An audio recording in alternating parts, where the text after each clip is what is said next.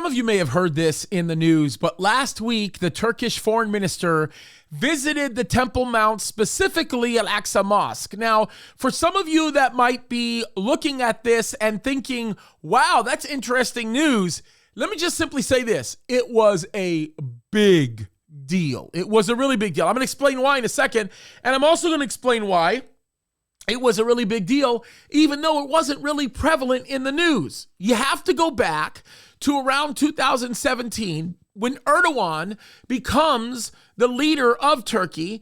And then in essence, it was around that time. I'm sort of off the top of my head. But in essence, what he does is he declares that they should regain control of the Temple Mount area by having a flood of Arabs coming and actually staying as visitors on top of the Temple Mount area. Now, he put his money where his mouth was because they paid for hundreds and thousands of visitors, hundreds and thousands of them, to actually go to the Temple Mount and to spend some time there and to visit and so on and so forth, because the Turkish citizens would never be able to do that on their own, so the Turkish government subsidized it. As a matter of fact, some of you that enjoyed flying on Turkish Air, that was part of their subsidization, that was part of him subsidizing those travels.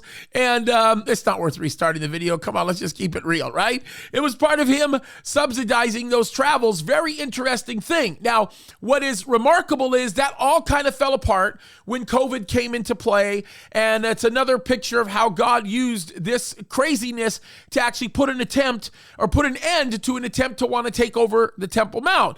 But what is even more remarkable about why this story is exceptional and why it's a big deal is after now 5 years and after a lot of back and forth, finally, the Turkish foreign minister goes to visit the Temple Mount last week.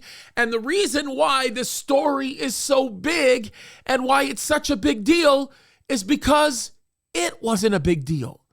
When he went over there wasn't the crazy pomp and circumstance, the dog and pony show. There wasn't the crowds of Arabs that were with him or anything like that.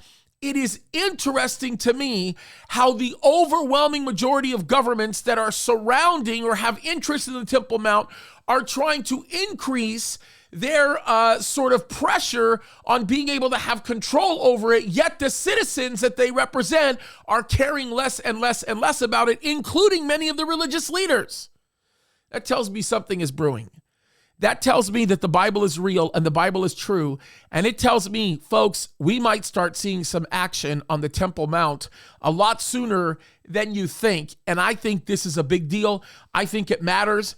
And get ready, because the Bible is true. And the Bible tells us that in the last days, we will have a temple that exists on that mount. And I think that's happening sooner than later. Folks, I'm not kidding. I'm telling you right now, I think the Temple Mount is going to be right there. I'm not kidding you. Or the new temple is going to be right there on the Temple Mount where the Golden Dome is. And folks, Jesus is coming soon. Keep your heads up. This is extraordinary stuff that's happening. And I can tell you this, it's absolutely amazing when you think about it. God bless you guys. Keep looking up.